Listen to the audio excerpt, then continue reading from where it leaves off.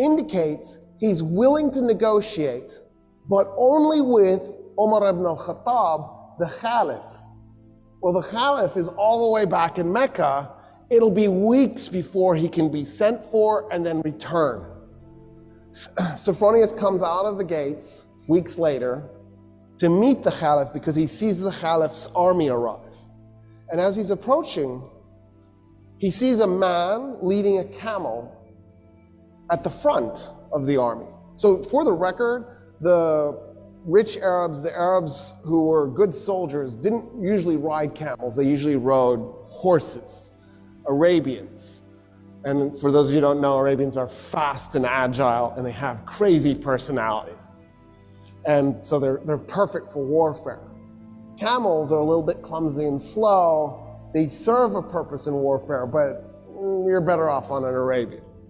In any case, the Arab army is being led by a man leading a camel with a man on the camel.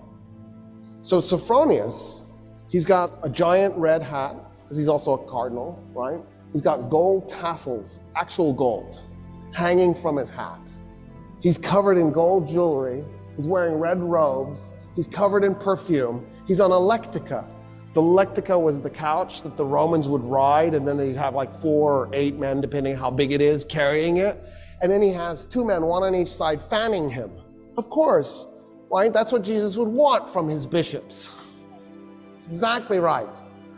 And he's coming out on this lectica being fanned on the camel. And he says, where's the Caliph? And the guy on the camel does like this. He nods with his head at the guy leading the camel. So Sophronius turns to the guy leading the camel and goes, where's the Caliph? And the guy leading the camel says, I'm the Caliph. And Sophronius goes, dude, you're dressed in rags. The guy's pants were mended multiple times. His shirt was mended multiple times. And he goes, no, I'm the Caliph. And Sophronius goes, you've just conquered Iraq and Syria and all of Palestine minus Jerusalem. How is it you're so poor? And the Caliph goes, well, why would I collect wealth? We're not doing this war because I'm trying to plunder anything. I'm a humble man with humble needs. I just need good meal. And then Sophronius goes, why aren't you riding the camel? And Omar goes, that's my servant on the camel, and we take turns so that neither one of us gets exhausted. At this point, Sophronius is like, oh, who just conquered us? What are these, Marxists? And so Sophronius gets off the lectica because he's shamed off of the thing. And he says, okay, I want to talk to you about our surrendering the city to you. And the Caliph says, I have an idea. Let's walk to the city and I'll tell you what I was thinking the terms would be. So we'll start there. And Sophronius goes, yes, of course.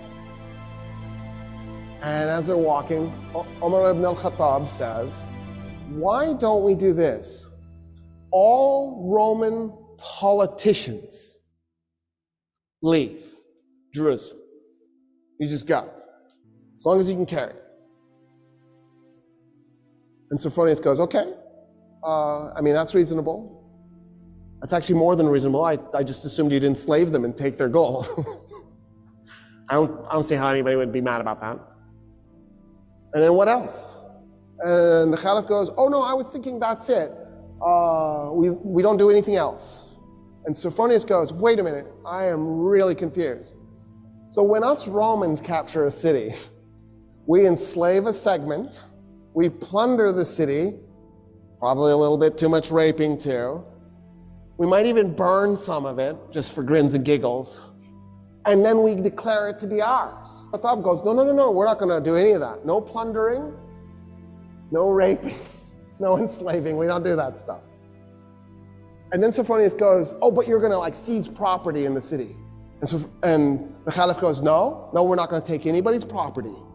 We're gonna leave the city exactly like it is. The only thing I wanna do is eject the Roman politicians with whatever they can carry. And Sophronius goes, there's nothing to negotiate. Yeah, we surrender the city this instant.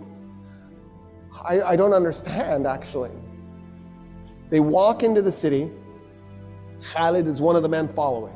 Amr ibn al-As, all these guys, they're on foot. If they've got their horses with them, they're leading their horses by the reins, right? Because the leadership is on foot. There's no way they're going to ride in. They're walking.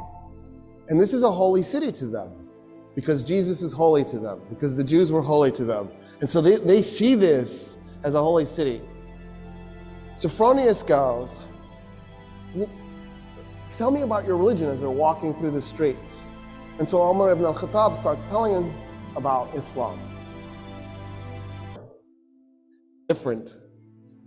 And he goes, okay, since you've given us such amazing surrender terms, my alarm, because I feel such kinship with your religion, will you do me an honor? Will you come to my church and pray in your Muslim way next to me as I pray in my Christian way? And Umar ibn al-Khattab goes, never. And Sophronius goes, why? And Sophronius goes, why? And the Caliph goes, because it's holy. It's holy to everybody. It's holy to Christians, it's holy to Jews, it's holy to Muslims. And Sophronius goes, nah, we haven't been treating it as holy to anybody. And Umar ibn al-Khattab goes, what do you mean? And so Sophronius says, so after we tore down the second temple of Solomon, when we conquered Palestine, we turned the Temple Mount into a garbage dump to punish the Jews. And the Caliph goes, what do you mean? And Sophronius goes, yeah, there's like 500 years of refuse on that thing. It's just a garbage dump. And he goes, show me. They walk up to the Temple Mount, and the Caliph can't believe what he's looking at. He falls on his knees, and he begins clearing the garbage by his hands. His army sees their leader on his knees clearing garbage, and they run up and they start clearing the garbage themselves. And they clear the garbage off the Temple Mount. The Caliph goes, okay, I want to meet some of the Jews living in Jerusalem. And Sophronius goes, there are no Jews in Jerusalem. And the Caliph goes, what do you mean there's no Jews in Jerusalem? The city is holy to the Jews. How could there be no Jews? And he says, well, us Christians, we pretty much murder them every chance we get. We really hate Jews.